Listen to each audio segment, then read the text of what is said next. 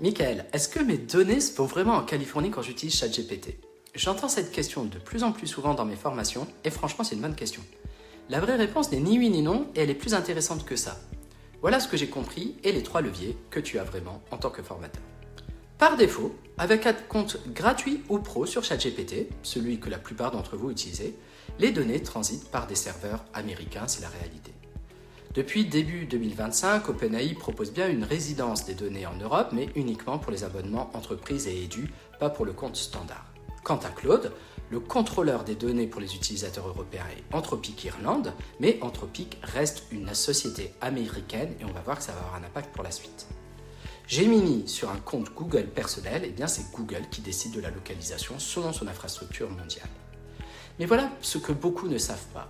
Il existe une loi américaine, le Cloud Act, qui autorise les autorités américaines, dans certains cas, à accéder aux données hébergées par des entreprises américaines, quel que soit le pays où ces données sont physiquement stockées. Autrement dit, des serveurs à Paris opérés par OpenAI ou Google restent soumis au droit américain.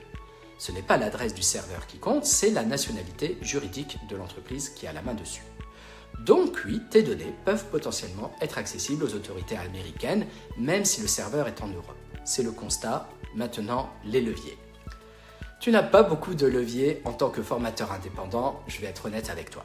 Mais tu en as 3 et ils sont réels. Premier levier, choisir Mistral pour certaines de tes tâches.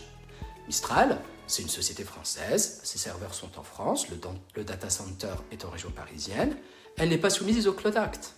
Et bonus que peu de gens mentionnent, le mix électrique français est parmi les moins carbonés d'Europe. Avec 95% d'électricité bas carbone en 2025, choisir Mistral, c'est aussi un geste écologique concret. Et en plus, Mistral, en termes de qualité, fait tout à fait le job. Deuxième levier, faire tourner une IA directement sur ton ordinateur. Des outils comme Ollama te permettent d'installer un modèle d'IA en local. Aucun cloud, aucun serveur américain, aucune donnée qui quitte ta machine. C'est gratuit, c'est open source et ça tourne sur des Mac récents ou des PC bien équipés. C'est l'option la plus radicale en termes de souveraineté. Le setup demande une vingtaine de minutes la première fois, mais après c'est transparent. J'avais fait un épisode où je vous faisais une petite démonstration sur Ollama avec le RGPD, je vous remettrai le lien en description. Et troisième levier, choisir des plans professionnels avec résidence des données en Europe. ChatGPT Entreprise, Cloud Team, Gemini Workspace for Business proposent désormais que tes données au repos restent dans l'Union européenne. Le Cloud Act s'applique toujours en théorie, ces entreprises restent américaines, mais tu réduis l'exposition pratique et tu as un contrat de protection des données. C'est l'option pour ceux qui veulent continuer à utiliser leurs outils habituels avec plus de garanties contractuelles. Donc pour résumer, oui, par défaut, tes données transitent par des infrastructures américaines. Non, avoir des serveurs en Europe ne règle pas tout. Le Cloud Act américain s'applique quand même. Mais tu as des leviers. Mistral si tu veux la souveraineté complète et un geste carbone concret. L'IA locale si tu veux zéro cloud. Les plans pro si tu veux rester avec des outils et plus de garanties. Ce n'est pas une question technique, c'est un choix éthique. Et dans le cadre de l'avancée de l'IA, on aura de plus en plus la nécessité de voir réguler cette IA. On parlait dans d'autres épisodes, encore une fois, de RGPD. La fois dernière, je vous avais parlé aussi de l'IA Act européen.